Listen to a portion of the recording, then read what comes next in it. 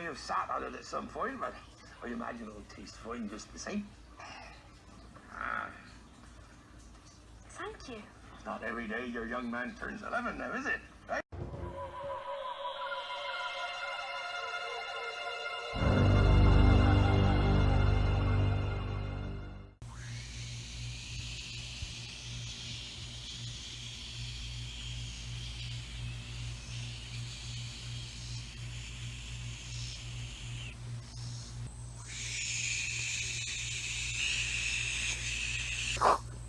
Got it. Whew. I really worked up a sweat catching that golden snitch. That's hard work sometimes. Those little buggers fly fast. Now, if you're a Potterhead, today, you know, is Harry Potter's birthday. And when I work up a sweat, I want something cold and refreshing. Now, we can't always pop down into Hogsmeade to go get a nice refreshing butterbeer. So today, I'm going to show you how. We're going to get our wands and we're going to magic a nice refreshing butterbeer. So creamy and tasty. We're going to do butterbeer two ways. We're going to do the easy cheater way, and we're also going to do the hard way. Not really hard, just a few more steps to make it more authentic. So grab your wands and let's get started. Now, sometimes I have recipes that are very simple, and sometimes I have recipes that are a little more complicated. The reason why I'm showing you this simple one for a nice, easy, quick butterbeer is because if you have witches and wizards of your own and you're trying to get them ready after school or something like that, you're going to go somewhere, or maybe it's a party and you don't have time to really make butterbeer on your own, this is a very good solution and it makes the kids happy. It makes me happy too. It's so creamy. Okay, this is what we're gonna do to make the cheater butterbeer.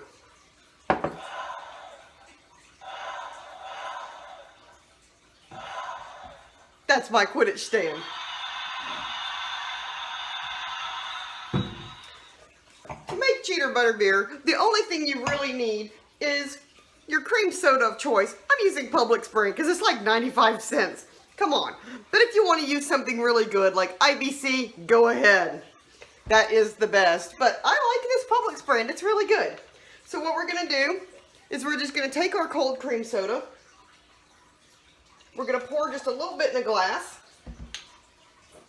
And then we're going to get some butterscotch topping that you use for ice cream. So you're just going to pour a little bit of the cream soda. And then we're going to open up our topping. And we're going to get, I'm going to use about half a tablespoonful for a cup this size. You're going to stir that around in there.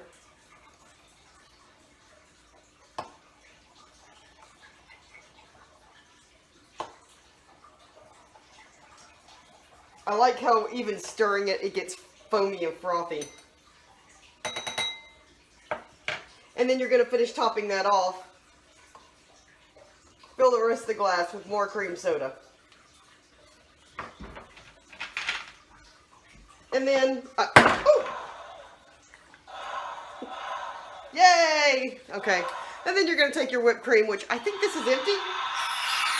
Oh, it's empty. I used it on that one. And then you top it off with whipped cream if you have it. That is how you do a cheater butterbeer. Tastes like magic, and the kids will never know you didn't spend a lot of time on it. This is really great if you're having like a Harry Potter party and you need to crank out a lot of butterbeer. It's so naughty. I love it. Now, I'm going to show you how to do it on the stovetop. This is going to take a little bit more time, so get out your sugar quills, get ready to take notes. The first thing we're going to add is 1/2 cup of brown sugar. And then to that 1 tablespoon of water. We're going to let this cook until it comes to a gentle boil. Now, we need to let this come up to 240 degrees on a candy thermometer. I don't have a candy thermometer. I think I'm just going to have to eyeball this. Basically, you want to make sure that all the sugar has turned into a liquid. Now that we've gotten it to this consistency, we're going to add a tablespoon of butter, a 1/4 teaspoon of cider vinegar, a 1/4 teaspoon of salt, and we add 1/8 cup of heavy whipping cream. Make sure it's heavy.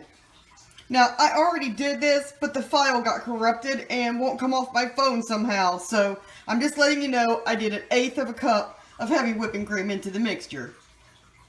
Now to this, we're also going to add 1/4 teaspoon of rum extract. Now, you can use real rum if you'd like, but this way it's safe for the kids. Now, Harry's first butterbeer was hot, so if you want a hot butterbeer, go ahead and get a mug, pour about 1/4 cup of cream soda in it, and then about 1/8 cup of this mixture in there. Top it off with whipped cream, and there you've got your hot butterbeer. But I'm going to let this cool because we're going to put this into a frosted mug. Now, while we're waiting on that to cool a little bit, we're going to go ahead and we're going to make our whipped cream. It's so much more impressive when you make it yourself. We're going to do 1/3 cup of heavy cream. And we're going to do, if I can open it, we're going to do a tablespoon of powdered sugar. Now, normally when you make your whipping cream, you're going to add some vanilla and a little bit of table sugar to it. But since we're going to be using the butterbeer mixture, we're not going to do that. I'm just going to take and I'm going to get about a scoop, half a scoop.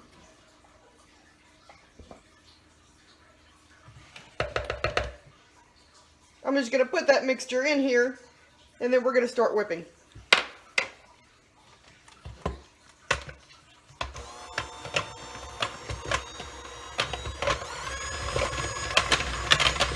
Now this is the consistency that you want in your whipped cream. You want some peaks, not too stiff. Don't over whip your cream. If you've never whipped whipped cream before, if you over whip it, you'll get butter. It's got just enough of that butterbeer flavor. Wow, that's really good. Accio frosted mug. Now we're going to take and we're going to pour a little bit of cream soda into our frosted mug. And then we're going to take a little bit of our butterbeer mixture and we're going to stir this in.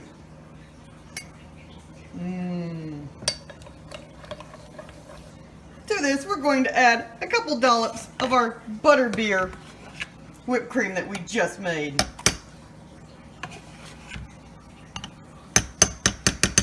Let it sit for a minute and start getting down through there. Now that's a good butterbeer.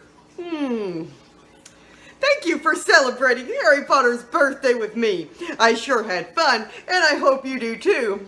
Next time you go out and get into a hot game of Quidditch, you know what's good and refreshing to come home to. Or if it's a cold, blustery day outside and you don't feel like walking through the snow to get to Hogsmeade, you know how to make a hot butterbeer as well. It's so delicious. Thank you for joining me for this Harry Potter birthday celebration. I'll see you next week. Goodbye.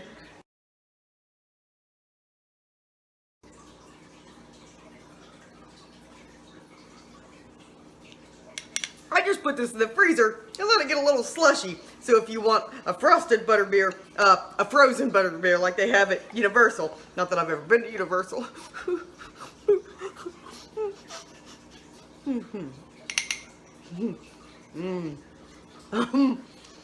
This is why a witch doesn't lose weight. Okay.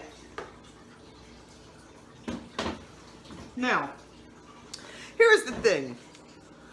On the Gothic Witch, I've always been honest with you when I've done a recipe and it didn't quite work, doesn't turn out right, blah, blah, blah. Now, this is the thing that I've noticed about the butterbeer. Now, if you want to make the butterbeer on the stove for bragging rights, have at it. But I'm going to tell you, unless you're making hot butterbeer, it does not really dissolve well in the cream soda. Even the topping didn't dissolve because, I mean, you could stir it up and drink it really fast, but it sinks to the bottom. My topping, the homemade topping, literally turns into a caramel, like a toffee. And when I showed you me stirring it up, but when I stirred it up, I pulled out the spoon and it was like candy stuck to the spoon. So, now it did work very well in the whipping cream. But, honestly, if I'm making butterbeer again, and I will make it again because it's delicious, I'm just going to go ahead and stick to the butterscotch topping. I'm going to let it sit out and get, because that stuff, ice cream toppings, you have to refrigerate them after you open them, which let it sit out, let it get to room temperature, or if you want to, you can put it in your microwave. I don't own a microwave, I hate them, or you can put it into a thing of simmering water and let it get warmed up, and then go ahead and stir it into your cream soda. Or put it into your homemade. I do suggest using homemade whipped topping with a little bit of that butterscotch in there because the topping is fantastic. And if that's how they do it at Universal, I can understand why people have asked for just cups. Can I please have a cup of just the foam? And they're like, no, you can't. But I can understand why. It's very good. Just go ahead and stick with the butterscotch topping because it is a real pain in the butt. And I'm going to tell you, with the leftover, I put cornstarch in my brain mold and I've stuck these in the freezer. So now I've got little toffee candies. Let's see how they are.